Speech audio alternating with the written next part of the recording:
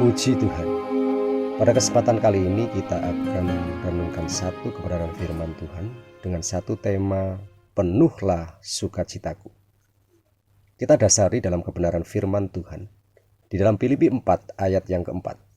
Bersukacitalah senantiasa dalam Tuhan. Sekali lagi kukatakan, bersukacitalah. Haleluya. Sidang jemaat Tuhan yang dikasihi Tuhan. Sudah seharusnya dan selayaknya bukti utama bagi setiap kita pribadi lepas pribadi sebagai orang Kristen, sebagai orang-orang percaya, sebagai anak-anak Tuhan adalah memiliki sukacita yang penuh, dan itu sebenarnya sudah kita miliki atau kita peroleh dengan cuma-cuma sejak dari semula. Ketika kita mengakui dengan lidah, mengucap serta beriman, percaya dan meyakini bahwa Yesus Kristus sebagai Tuhan dan Juru Selamat, kita pasti sudah penuh sukacita kita. Tetapi pada kenyataannya, banyak orang yang berpendapat bahwa sumber sukacita dalam diri seseorang itu berasal dari materi, dari situasi yang mendukung. Yang perlu digarisbawahi, jika kita mendasari sukacita pada kondisi atau situasi, maka sukacita kita yang kita rasakan itu tidak akan bisa bertahan lama. Alias, itu hanya sementara atau bersifat yang fana. Berbeda sekali jika setiap kita menjadikan Tuhan Yesus Kristus itu sebagai sumber pusat penuhlah sukacita kita. Sebagai sentral sukacita kita, di mana sukacita yang kita rasakan itu pasti akan bersifat permanen. Karena apa? Karena sukacita kita yang daripada Tuhan adalah sukacita di segala situasi dan kondisi yang tidak dipengaruhi oleh keadaan di sekitar kita. Karena sukacita itu pasti dikerjakan oleh Roh Kudus yang bekerja di dalam kita. Dan sukacita itulah yang sudah dirasakan oleh Nabi Habakuk. Habakuk pasal ketiga ayat ke-17 sampai 18. Sekalipun pohon ara tidak berbunga, pohon anggur tidak berbuah, hasil pohon zaitun mengecewakan. Sekalipun ladang-ladang tidak menghasilkan bahan makanan, kambing domba terhalau dari kurungan, dan tidak ada lembu sapi dalam kandang, namun aku akan bersorak-sorak di dalam Tuhan, beria-ria di dalam Allah yang menyelamatkan aku. Haleluya. Sekali lagi sidang jemaat Tuhan yang dikasihi Tuhan. Bila melihat fakta atau situasi yang terjadi, Nabi Habakuk punya alasan bersedih, meratap atau putus asa. Tetapi ia tetap mampu bersukacita. Karena keyakinannya yang teguh dalam mensikapi keadaannya, seraya berpegang pada firman, itulah sumber sukacitanya. Sebab sukacita karena Tuhan itulah perlindunganmu. Yang perlu diyakini oleh setiap kita bahwa kehendak Tuhan bagi orang percaya itu adalah bersukacita senantiasa. Artinya apa?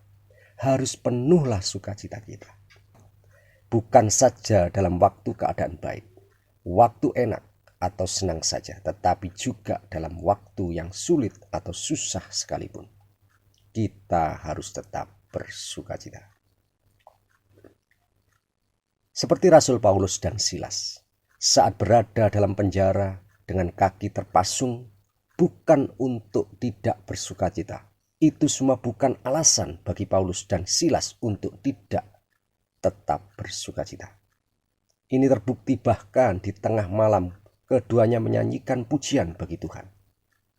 Akan tetapi sekali lagi bagi orang percaya sebenarnya tidaklah sulit untuk tetap bersukacita di tengah masalah atau penderitaan yang kita alami. Karena apa? Karena Roh Kudus ada di dalam diri kita, pribadi lepas pribadi. Ingat, sekali lagi, sukacita daripada Tuhanlah kekuatan kita. Ada dua hal supaya kita tetap bisa tinggal dalam sukacita kita. Yang pertama, stop tawar hati. Artinya apa? Jika setiap kita mengalami masalah berat, berserahlah penuh pada Tuhan.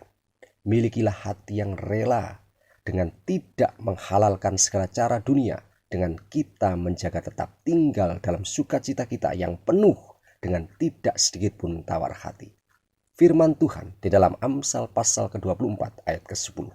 Jika engkau tawar hati pada masa kesesakan, kecillah kekuatanmu. Artinya, kekuatan kita itu terletak atau nampak dan terlihat jelas dari ekspresi sukacita kita dalam tindakan-tindakan kita sehari-hari. Sekali lagi, setiap kita stop tawar hati. Yang kedua, milikilah persekutuan karib dengan Tuhan senantiasa. Roma 14 ayat 17. Sebab kerajaan Allah bukan soal makanan dan minuman, tetapi soal kebenaran, damai sejahtera dan sukacita oleh Roh Kudus. Artinya, ini bukti konkret ketika kita mampu bersukacita di segala situasi. Kita akan menjadi kesaksian yang baik bagi orang lain, karena kita telah menjadi suratan yang terbuka, menjadi kabar Injil yang bisa disaksikan dan dinikmati dunia, serta membawa banyak jiwa datang untuk kerajaannya. Mari kita simpulkan renungan pada kesempatan kali ini. Di dalam Injil Yohanes pasal ke-16 ayat 23 sampai 24. Beginilah firman Tuhan. Ayat 23. Dan pada hari itu kamu tidak akan menanyakan apa-apa kepadaku. Aku berkata kepadamu, sesungguhnya segala sesuatu yang kamu minta kepada Bapa akan diberikannya kepadamu dalam nama. Ayat 24. Sampai sekarang kamu belum meminta sesuatu pun dalam namaku. Mintalah, maka kamu akan menerima, supaya penuhlah sukacitamu. Mari sidang jemaat Tuhan yang dikasihi Tuhan.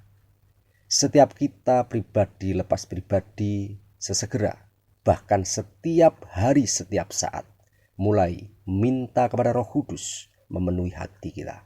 Dalam nama Tuhan Yesus Kristus, kita pasti menerima sukacita yang penuh.